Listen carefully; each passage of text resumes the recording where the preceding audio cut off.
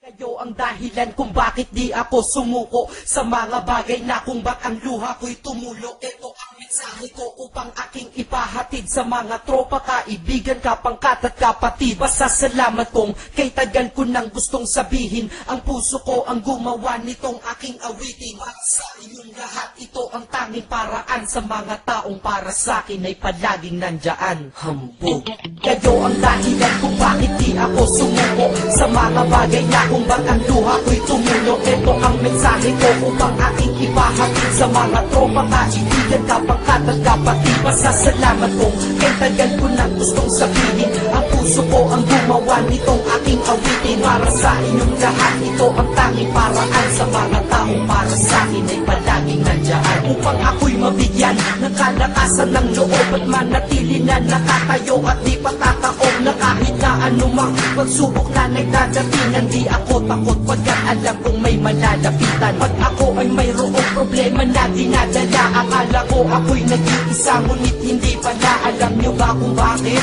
Kasi andyan sila, handa na iabot ang tulong nagmula sa kanila. Walang reklamo at walang hinihingi na kapalit. Kaya di lang kaibigan turing ko kundi sang malapit na kapatid. Sila'y kinikilala kong ikalawa na pamilya. Wag ko daw isiping mag-isa ka pa. Dahil sila'y aking sanggalan, di ako pinabayaan. Damahin ko kalungkutan, di nila pinapayagan. Kung wala kayong lahat kaibigan ko, marahil wala na rin ako. Ngunit nandito pa ako dahil kayo ang dahilan kung bakit di ako sumuko sa mga bagay na kung ba't ang luha ko'y tumulo. Ito ang mensahe ko upang aking ipahatid sa mga tropa, kaibigan, kapangkat at kapatid. Pasasalamat kong kay tagal ko nang gustong sabihin. Ang puso ko ang gumawa nitong aking awitin. Para sa inyong lahat, ito ang tanging paraan sa mga taong para sa akin ay palaging nandyan. At di kayo nawawala at di ako tinalikuran. Yan ang dahilan kung bakit hindi ko kinalimutan ang aking pinagmulan. Pakikisama nangunguna pag nakita ka ng tropa, sasabihin shot ka muna. Pag nabadrip sa pamilya, lalabas ka lang ng bahay. Lakad lang ng konti, andyan sila at merong tagay na inyong pagsasaluhan at inyong pinapaikot. Simpleng tulong yan nilang unti-unting pinapalimot ang problema mong pasan-pasan sa mga pangyayari sa tahanan o sa pera o kahit pa sa babae. Kahit sa gulo o away, tila pa mga sundalo, di pwedeng maiwan ang isa, manalo o matalo. Ganyan ang kaibigan ko, mas kilala bilang barkada. Kung ako'y mamamatay na bukas, ako'y handa na. At kung may ikalawang mundo o buhay para sa'kin,